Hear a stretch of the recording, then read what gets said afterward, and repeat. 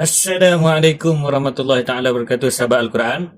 Di kesempatan video kali ini, insya-Allah kita akan berlatih makhraj dan sifat huruf zal. Special sikit sahabat-sahabat Al-Quran, yang mana kita akan berlatih menggunakan sistem fonetik dan fonologi yang direka cipta khas oleh Akademi Kafah. Kita akan bawa contoh kita yang pertama, yang mana huruf zal yang pertama berbaris fathah dan huruf zal yang kedua pun berbaris fathah. Macam mana cara kita nak mengeja? Zal sama dengan konsonan D-Z, bunyinya Z. Vokal A bunyinya A. Z, A-za, Z, A-za. Seterusnya huruf yang kedua adalah huruf zal yang berbaris fathah juga. Zal sama dengan D-Z, bunyinya Z. Vokal A bunyinya A.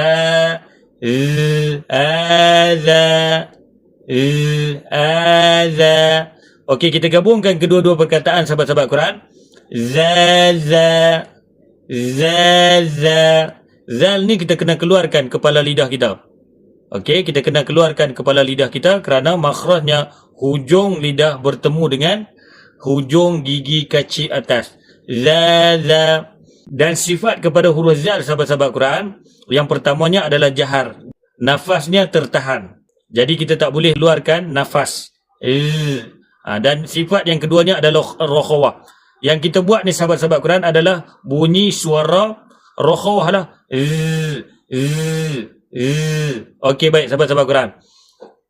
Seterusnya, contoh kita yang kedua adalah, sahabat-sahabat Quran boleh tengok di atas ni contoh kita.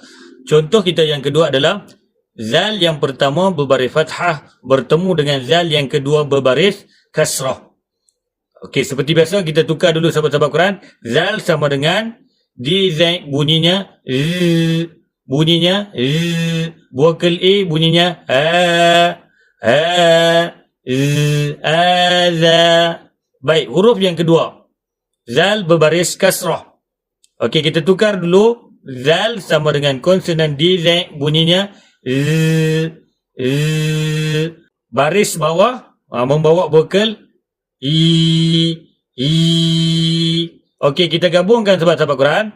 Z, I, Z, Z, I, Z.